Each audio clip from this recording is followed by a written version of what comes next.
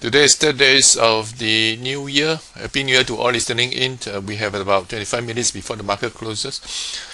Currently, market trade at bearish bar on increased volume is down 1 point at 3299. If you actually take a look at this move itself, it's actually a sign of weakness because we don't see noticeable increase in volume. Of course, that could be attributed to the year-end festivity. The fact we trade a reversal bounce, we may expect for the downward move. It managed to actually test this resistance, so this appeared to be a resistance to look out for, which is 3824. Support is actually at this level here at 3766. This actually reflects the performance of the bank. By and large, actually markets the small cap, mid cap stocks rather strong. Let's take a look at the US market. This is S&P 500, the weekly charts. If you notice, we have a bearish bar, small one noticeable on the daily charts. After this low itself, we have another test, and it is important that it actually bounce off from here.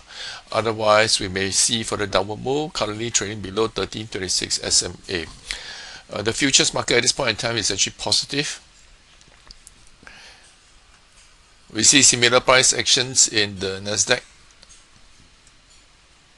This is the daily charts. Again, we see the test here. It's important it can bounce off. Now, if we bounce off here, then we may see the market going to a trading range, and this is perfectly normal.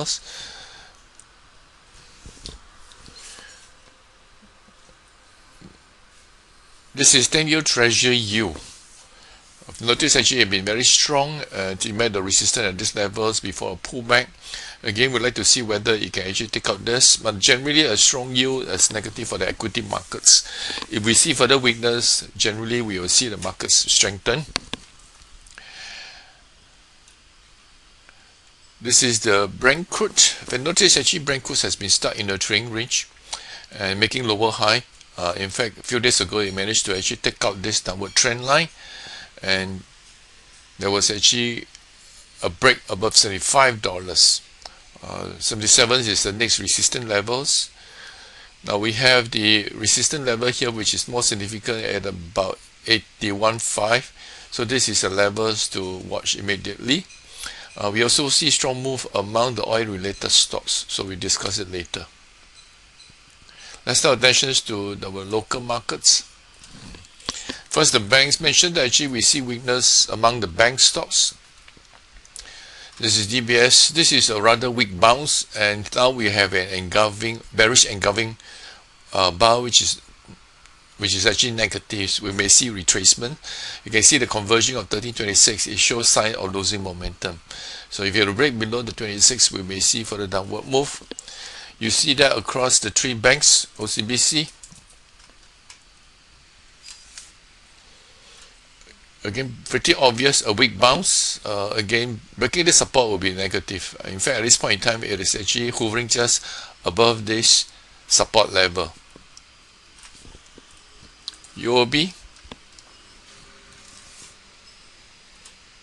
similarly testing this resistance, but was not able to close well.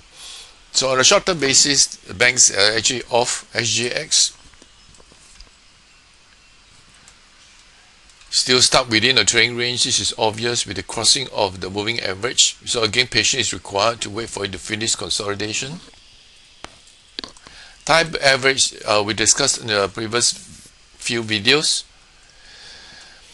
This stock actually has a run-ups, break through the resistance followed by a retracement that tests the resistance, which is now providing support, and is bounce off. I mentioned because of sluggish natures, it's better to actually trade on the weekly charts, and you can see on the weekly charts very nice reversal pattern here, and this is a very convincing breaks on increased volume followed by pullback, and this is a big dipper setup on the weekly to mark out back high is 7575. Yangzijiang, though the stock is inching up, but it indicate losing momentum. If you notice over here, we have a run-ups and managed to take out this resistance level. But if you notice, actually the natures of the price action here and this is different. Here we see a series of overlapping bar. Bar generally overlap a lot more than here. This is a sign of losing momentum. We may expect pullback. During the pullback, you can look for setup. Semcots this stock is probably best to leave alone. At this point in time, if you notice, it traded two bars that are rejecting the high. It's a sign of weakness, and we are approaching this very obvious resistance. And of course, this downward trend line is also a resistance level to contend with.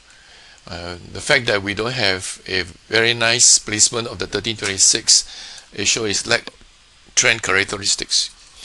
Kappa appeared to be slightly better. So if you notice over here, it is approaching this resistance level, so we'd like to see a convincing break above this high here, which is at about 691. We just have to be careful. We do have a resistance over here. Citron is the best performing component stock, STI component stock today.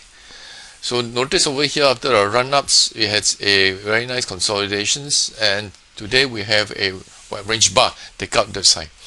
Now this rally coincides with the oil rally in October. If you take a look again on the daily charts of the Brent crude, this is the October rally, so it actually mirrors quite closely.